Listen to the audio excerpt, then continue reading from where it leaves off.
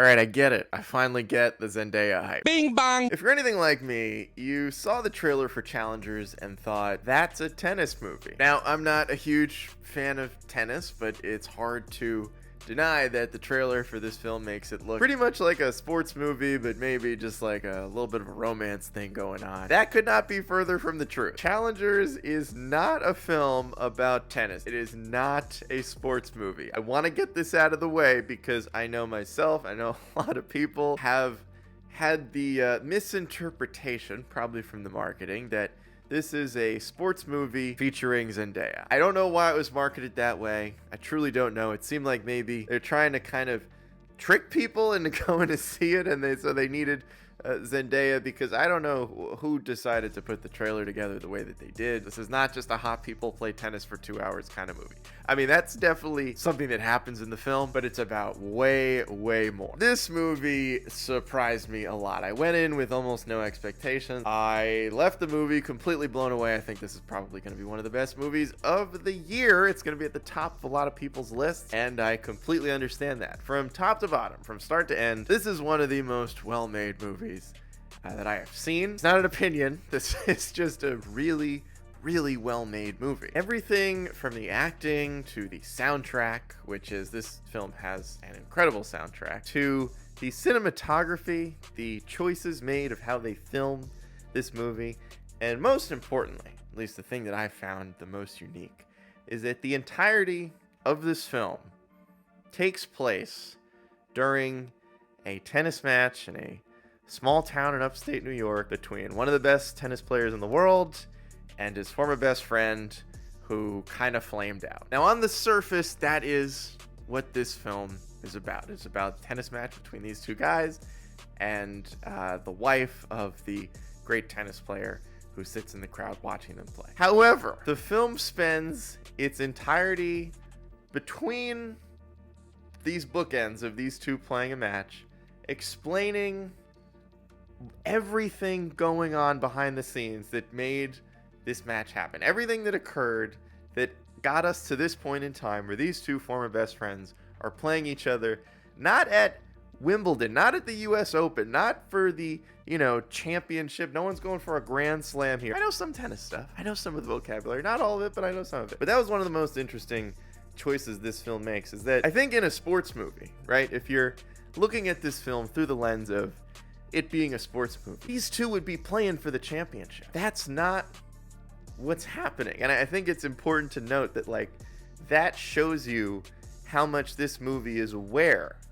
that it is not a sports movie, and it doesn't want to be a sports movie, at least not one that's extremely cliche and has a lot of the stuff that we usually see in those typical Disney type of feel-good sports movies. What this film does is use tennis as a vessel and a metaphor for how they want to tell the story of a love triangle between three people. That is one of the core aspects of this film. So really just well done romance movie. It's I don't know how to describe this other than it's just hot. This movie's just really hot. Everybody in it is gorgeous, and it's an incredibly well-told story, meticulously told down to every detail that you could want to know. They explain it, and it's one of those things where you really have to pay attention to a lot of the little things that they mention in this movie. Everything from how one of the characters serves the ball to just the relationship that all three of these people have throughout the entire film. It sort of mirrors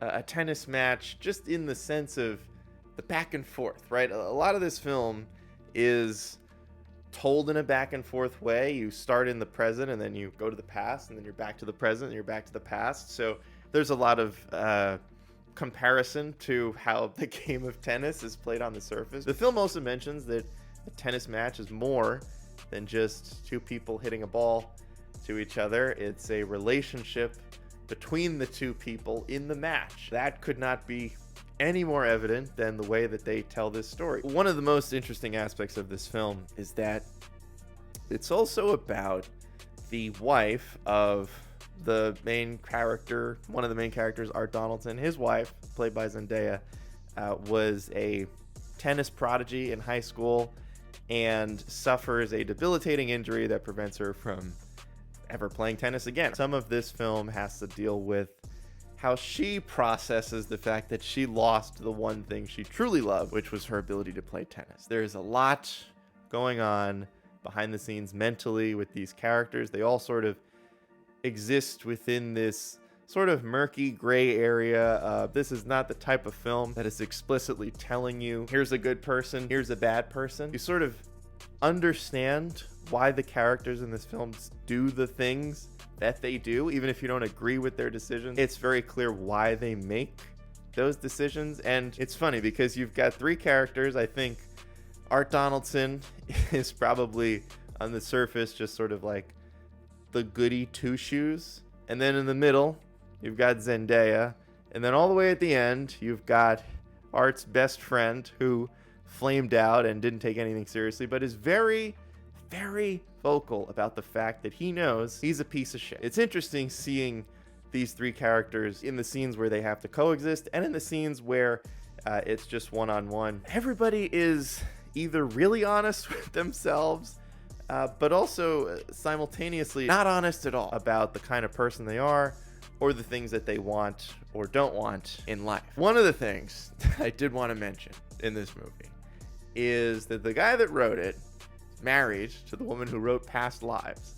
And as soon as I heard that, I was very intrigued by this film. But when I was watching it, it is so hard to not draw the parallels between Past Lives and Challengers, because both films basically feature a love triangle between three people where the woman in the middle had a relationship with both people at different points in time. Throughout the film, you're sort of wondering, which way does this relationship end? I mean, these two writers are, I guess, one of the most talented couples in Hollywood, because these are two back-to-back films that are probably going to get Best Picture nominations. Challengers is that good in every single aspect of how it is made, similar to how Past Lives was absolutely phenomenal. There's also an aspect of this film that I really enjoyed, which was all of the like regular conversations between characters. There's times when this movie is doing a lot of quick cuts. There's a lot of stimulus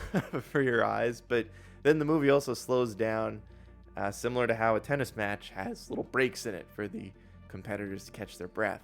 And you're sort of left there just watching these characters talk to each other about their lives and where things stand and how things used to be and how they are in the present day. And I think, to me, those are my favorite parts of this movie. It's one of the things I loved about Past Lives, was how a lot of that film just had these long, regular scenes.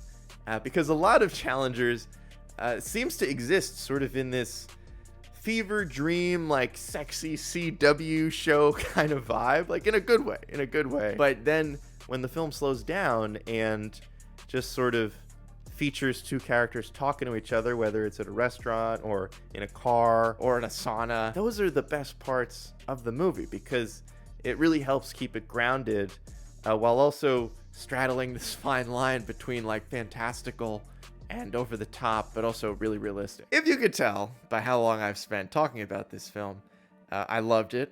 It blew me away by how good it was at literally everything. This needs to be at the top of your list for films that you should try to make a point of going to see. The sound and the cinematography are probably best experienced in a movie theater. And do not miss Challengers. It's going to be one of the best films to come out this year. It is not a sports movie. Throw all those cliches out the window. It is one of the best films to come out this year, and I think you're going to love it.